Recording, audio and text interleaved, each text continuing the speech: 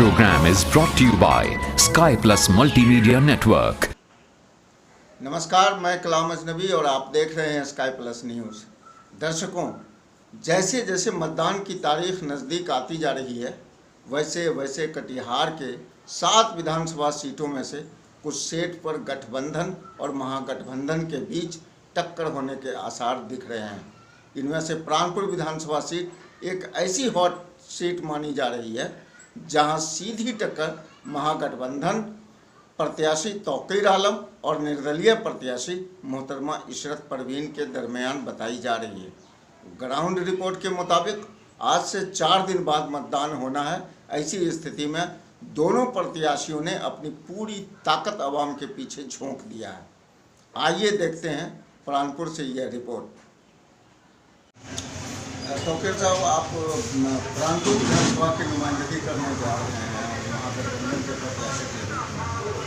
प्राणपुर विधानसभा में एक तबका ऐसा है जो आज वजूद की लड़ाई के नाम पर बाहरी भगाव का नारा दे। ये बाहरी क्या है और भीतरी क्या होता है और इस्लाम में इसका कंसेप्ट क्या है, इस पर वजाहत करें।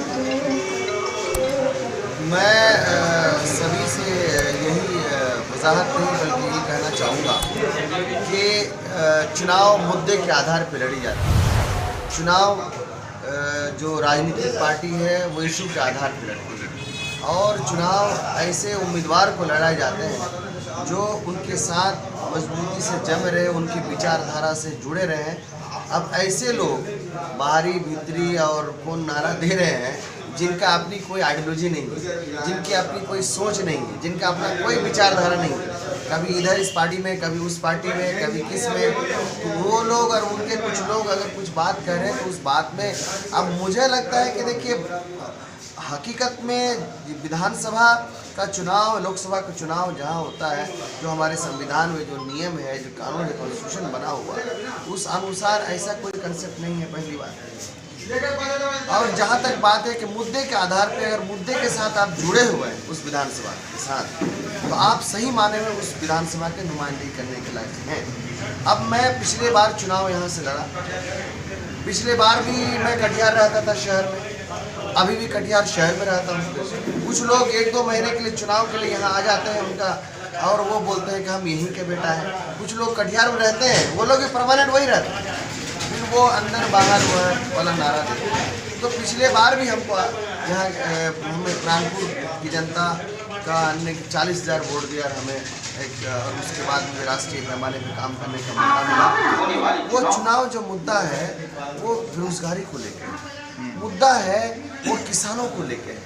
इस बार का जो मुद्दा है हमारे देश, हमारे बिहार और हम सब के वजूद का ही मामला है, हमारे कॉन्स्टिट्यूशन का मामला है, संविधान का मामला है। और हमारे इस इलाके से हम, चाहे बाढ़ का मामला हो, खुद देख लीजिए 2017 में तबाही आई, उस वक्त अगर खड़ा था तो मैं दावे के साथ कह सकता हूँ कि जो लोग नारा दे रहे हैं क्या थे नहीं थे, लेकिन मेरे पास पूरा लिस्ट है कितने लोग हमने मदद, मेडिकल कैंप लगवाया, उनके लिए राशन व्यवस्था करवाया, सरकार से लड़ने का काम किया। अभी लॉकडाउन पीरियड में हज़ारों लोग हमारे बाहर में फंसे हुए और दावा के साथ मैं कह सकता हूँ मेरे पास उन लोगों को जयपुर में हो, चाहे दिल्ली में हो, चाहे महाराष्ट्र में हो, उनको मैंने राशन पहुँचा अपनी पार्टी के माध्यम से। हमने उनको लाने के लिए ट्रेन की व्यवस्था करवाया। और अभी महेशपुर में जो महिला का इंतकाल हुआ पिछले दिनों, जो लॉकडाउन में आई थी, अरविना खातून, और उसका बच्चा, उनको जगाने के लिए उनका आंचल पकड़ के जिस तरह से वो वीडियो वायरल हुआ, उसको मैं सबसे पहले पहुंचा हूँ। मैंने उनके लिए एक फाउंडेशन से 2 लाख रुपये दिलवाए, उन बच्चों को अलीगढ़ में शिफ्ट करवाया, मुफ्त में उनकी पढ़ाई लिखाई और उनका इंतज़ाम हमने करवाया। तो ये हमारे इलाके से जहाँ हमें इतना प्यार, सपोर्ट, मोहब्बत मिला है, उसी का नतीजा है। मैं तो बिल्कुल जुड़ा हुआ हूँ, बाहरी अंदरी कौन क्या बोल रहा है मुझे पता नहीं है। अभी वो प्राणपुर में कौन सी समस्या, कौन से मसाइल ऐसे हैं जिसको लेकर के आपका दिल कचोटता? आप सोचिए जरा सा, ऐसे लोगों का वीडियो वायरल हो रहा है कि अगर किसी इंडिपेंडेंट कैंडिडेट को मंत्री बना दिया जाएगा तो वो भाजपा में शामिल हो सकता है या हो सकती है, जो भी है। इस तरह के लोग वीडियो ऐसे इस तरह के मीटिंग का फुटेज सामने आ रहा है, क्या पता चल रहा है, क्या आप उससे साबित करेंगे कि ये लोग जो हम भाजपा के खिलाफ, आरएसएस के खिलाफ, एक विचार के खिलाफ हम लड़ाई लड़ रहे हैं और वो तुरंत अभी जीत भी नहीं हुई है, अभी कोई मामला भी नहीं है वोटिंग कर, अभी से दावा कर रहे हैं कि हम भाई जा सकते हैं। आप मानसिकता को जरा समझिए, मानसिकता को पढ़िए और आवाम जितने हमारे प्रांत विधानसभा के लोग हैं उनसे भी आपके माध्यम से कहना चाहूँगा कि इन तमाम के आइडियोलॉजी, इनकी सोच, इनके विचार को समझिए। पिछले 2016 में भी डायरेक्ट मेरी लड़ाई भाजपा से जिला परिषद अध्यक्ष में थी और इन लोगों ने भाजपा के साथ देने का काम किया। आज वही लोग कहीं न कहीं महागठबंधन को कमजोर करने के लिए कुछ जो है अपना शगुफा छोड़े।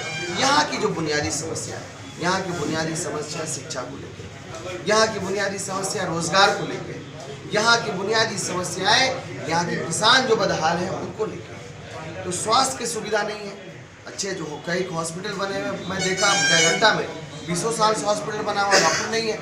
तो ये इनकी बात कौन उठाए, इनकी आवाज़ कौन उठाए? रोड, पुल, पुलिया ये तो बनना ही है। चूँकि मुझे अफसोस होता है, हैरत भी है, हालांकि आज मंत्री जी और यहाँ के जो प्रतिनिधि करते थे उनका देहांत हो गया, मैं श्रद्धांजलि देता हूँ तो उनकी आत्मा को शांति मिले। लेकिन सवाल ये है कि मुद्दे के आधार पर राजनीति होनी चाहिए। केंद्र में उनकी सरकार, बिहार में उनकी सरकार, वो खुद मंत्री, खुद 3 बार के विधायक, आप क्या किए? जनता के साथ, जनता के वोट के साथ खिलवाड़ हुआ, तो आने वाले दिन में ऐसा खिलवाड़ ना हो। महागठबंधन से टिकट न मिलने से बौखलाए सीमांचल माइनॉरिटी बीएड कॉलेज के चेयरमैन जाकिर हुसैन ने बगावत का अलम बुलंद करते हुए आखिरकार प्राणपुर विधानसभा सीट से बतौर आज़ाद उम्मीदवार इंतखाब लड़ने का फैसला कर ही लिया और अपनी ज़िद को अवाम पर थोपते हुए अपनी धर्मपत्नी पूर्व ज़िला परिषद अध्यक्षा मोहतरमा इशरत परवीन को इंतखाबी मैदान में उतार दिया। नामांकन से पहले जाकिर हुसैन ने सूरजापुरी बिरादरी के नाम पर कई मंच सजाए और खूब घड़ियाली आंसू बहाए।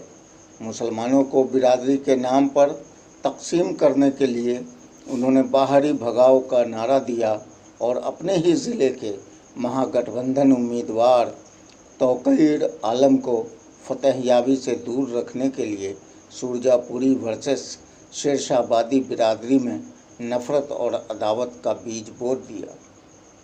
गौरतलब है कि इस विधानसभा में सूरजापुरी वोटर्स की तादाद 1,20,000 के करीब है, जबकि शेरशाहबादी वोटर्स की तादाद 20,000 बताई जा रही है।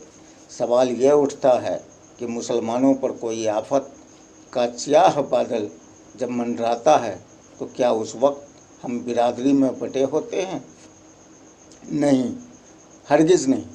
फिर इंतखाब के वक्त मुसलमानों में ये इंतशार क्यों? कहाँ हैं हमारे उलमाए कराम जो इत्तेहाद और इत्तेफाक की बात करते हैं, जो फासीवादी ताकतों से मुत्तहिद होकर मुकाबला करने की बात करते हैं? कोई नहीं, दूर दूर तक कोई नहीं। हमारे नबी सल्लल्लाहु अलैहि वसल्लम ने आखिरी वक्त में फरमाया था, आज से हर मुसलमान आपस में भाई भाई हैं। आज से तमाम भेदभाव ख़त्म। ना गोरों का कालों पर फौकियत है, ना अरबी का अजमी पर। फिर हम नबी सल्लल्लाहु अलैहि वसल्लम के मानने वाले अपने रास्ते से क्यों भटक गए? हमें सोचना होगा, हम कहाँ जा रहे हैं, हमारी मंजिल मकसूद कहाँ है। अगर हम ज़ात बिरादरी में मुंतशिर होते रहे तो हमारा अल्लाह ही हाफिज़ है। वक्त है इत्तेहाद का, इत्तेफाक का। हमारे दानिशवरान, सियासी मुदब्बिर और उलमाए कराम के लिए यह लम्हा फ़िक्रिया है। हमें ऐसी शम्मा रोशन करनी है जिसके उजाले में हम खुद को पहचान सकें, अपनी तारीख़ के औराक को उलट सकें, अपने आमाल से दूसरों के दिलों पर हुक्मरानी कर सकें।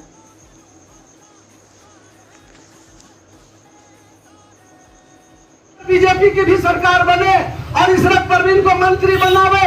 इस क्षेत्र के विकास के लिए हम लोग बीजेपी को भी साथ दे सकते हैं, हम लोग बीजेपी को भी साथ दे सकते हैं। हम लोग जाति धर्म से ऊपर उठना होगा। जो आप लोग से एक हाथ जोड़ के गुजारिश करेंगे, हिंदू भाई भी हमको साथ देने जा रहा है खुल के, लेकिन आप लोग उस पर विश्वास कीजिए, उस पर विश्वास कीजिए। ये कभी मत बोलिएगा कि ये फलना आदमी कैसे वोट देगा, नहीं। आज कम से कम 300 आदमी था आपका, क्या कहते हैं कि कचहरी के पास जो हवा महल है, पूरी कचहरी भर गया। एक आजमनगर के वो चचा सैयद चचा जो है रजा जी, वो भी थे और कई लोग थे। और सभी लोगों ने कहा और हम लोगों ने उनको विश्वास दिलाया, जब इशरत परवीन निर्दलीय जीतेगा, सबका वोट लेगा। तो अब आप लोगों से भी हम जानना चाहते हैं, जब हम सब लोगों का वोट लेंगे, सभी जाति का, सभी धर्मों का, जब चुनाव जीत जाएगी इशरत परवीन, जब सरकार बनने की बात होगी और जब ये ऑफर आएगा कि आपको मंत्री बना देंगे, उस समय में क्या करेंगे, उस समय में क्या होगा? ये आप लोगों के पास एक सवाल है मेरा। अगर मान लीजिए आज जो टीवी पे दिखा रहा है किसी को बहुमत में आ रहा है, वैसी परिस्थिति में हम लोगों ने निर्णय लिया है कि हमको हिंदू भाई भी इस बार खुल के वोट देने दिए जा रहा है, तो क्यों नहीं अगर बीजेपी की भी सरकार बने और इशरत परवीन को मंत्री बनावे, इस क्षेत्र के विकास के लिए हम लोग बीजेपी को भी साथ दे सकते हैं। हम लोग बीजेपी को भी साथ दे सकते हैं। हम लोग जाति धर्म से ऊपर उठना होगा। जिस तरह से आज रात में 300-400 हमारा हिंदू भाई ने कहा, एक पैसा खर्च न होगा, आप बूथ देख लीजिए, वोट देंगे जाकिर साहब, आपको इशरत जी वोट देंगे।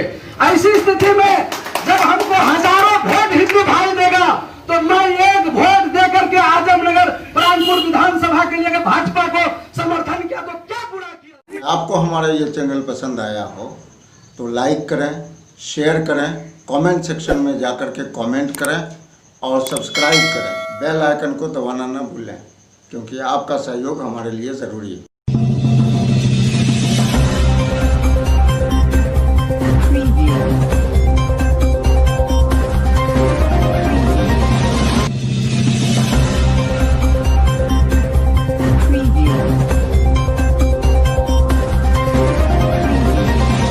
This program is brought to you by Sky Plus Multimedia Network.